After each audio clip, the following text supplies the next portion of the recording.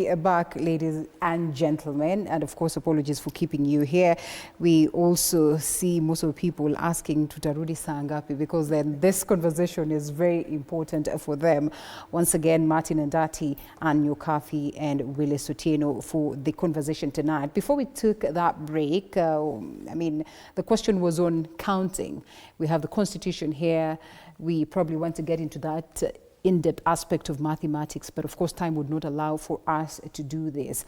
First of all, what Kenyans are asking, are we talking about the presidential beat alone, or this goes all the way down to these other, tiers of course, we talk about members of parliament, definitely members of county assemblies, of course, women representatives, and not forgetting senators, and now we have the presidency and all that.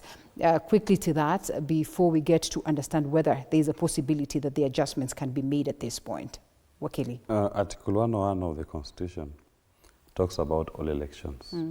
So this provision in our Constitution to have elections held in 2026 applies to all elective positions. Yeah. And it is important that Kenyans start demanding for what is in their Constitution.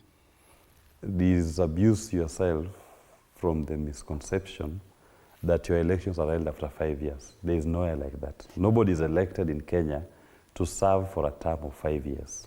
Is it wrong to say that the courts put us here? I'll not say the courts put us here. Because then we're going to cite the Okiya Omtata case. No, I'll say the legacy politicians put us here. They planted in our heads and subconsciously confused us to think that they're elected to serve for 5 years. Yeah. And IEBC, as the primary body that is meant to drive the electoral process, has also acquiesced to this mental brainwash that they've subjected the Kenyan people to.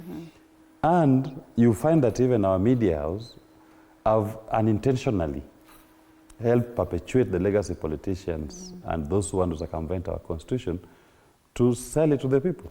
But now we are saying, in fact, even when we discuss next elections, the media should be saying, because everybody has a duty to defend the Constitution.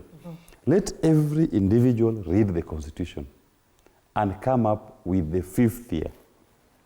The very fact that your Constitution tells you to conduct your elections in the 5th year, nothing stops our media from saying the next election shall be in the year 2026.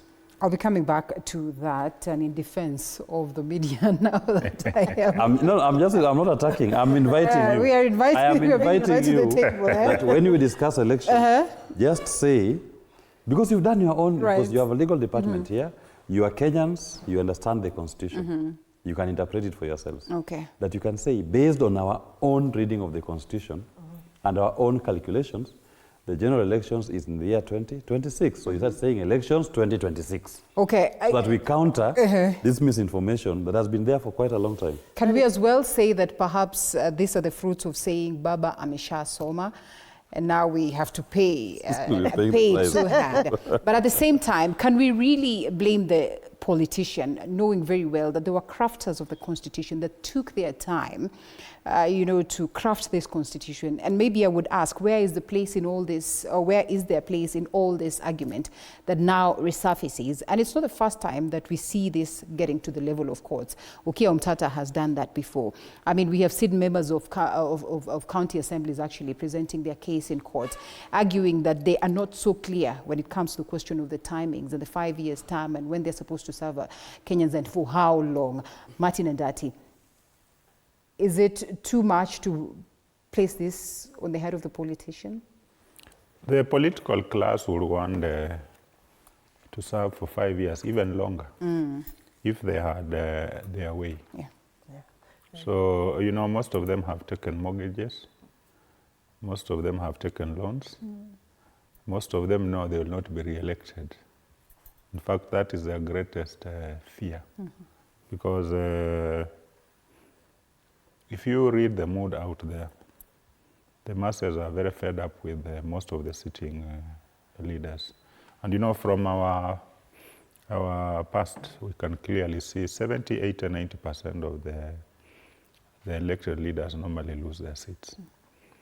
So, and the anger is now building, and the momentum is also building.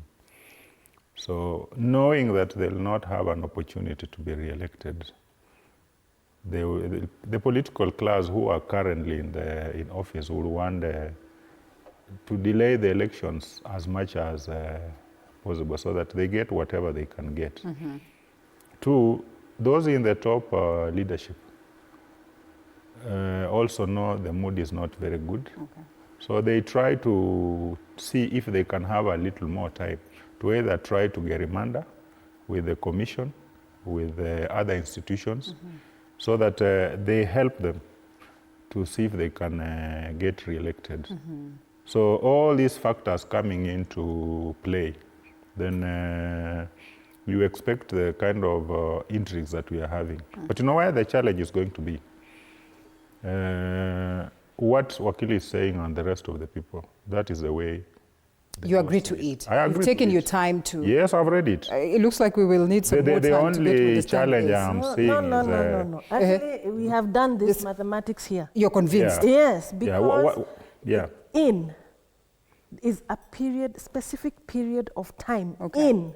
So in the 5th year, it says here, section 136(2)(a), being the second Tuesday in August in every 5th year. In every 5th year. Washibwe, you know, by the time we're beginning this show... It's not at the end of... The You finish year. 5 years, and then you now do an election. Okay. It says in the Within. second Tuesday. So the 5th year is between... we were doing our calculations here. 9th of August 2026 to 8th of August 2027. And you want to say that the last day of the 5th year cannot be in? No, that, but it's specific. The first, second Tuesday. Second Tuesday of August. In August. All right. So this one falls on 2026. That's Yes. correct. I am surprised that you're convinced just... You see, because the 5th year runs, it's not it's not a calendar year, January to December. It is, it cuts across August 26th to August 27th. So within there, that is the 5th year. So within, and if we understand the meaning of the term in, it is in that time of between that August to the other August of 2027 is when the election must take place. Well, doing the math, we can be convinced. It looks really convincing enough. But realistically speaking, are we in a position to really say that we can fast track this, knowing that we do not have commissioners on board just yet? They're supposed to go to Parliament for the vetting processes and all that. We still are talking about the delimitation of boundaries. We still are talking about by-elections that are supposed to be handled. And I know we're going to tell ourselves that perhaps Chebukati came on board quite late and he managed an election, but we also just how faulty some of these elections were. Can we confidently say that we are in that position, understanding very well that an election is a whole ecosystem?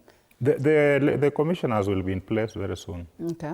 You know, the IEBC amended act had given them 90 days, the panel.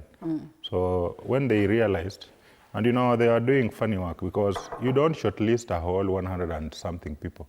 Then you also bring in some other people who are not in the initial list. Okay. You know, that created room for people to have suspicions. So the issue of us not having commissioners, that is going to be sorted. Okay. In the next maybe 1 month, we would have the names. They would have been taken to the president. Then ultimately he forwards the name to Parliament. So that is going to be sorted. Okay. Then the issue of boundaries, limitation, realistically, it will not be possible to work. So what they can do is, when they are in office, they can delimit the boundaries, but put a caveat that they'll use those boundaries in the next election. Okay.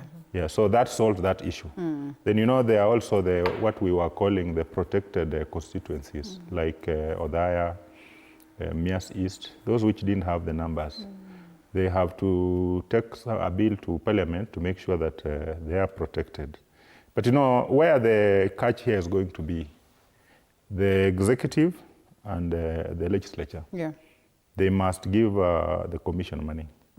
Because you can't hold elections without a budget. A budget, yeah. So I know they'll try to play games, you know. They'll make sure that they don't allocate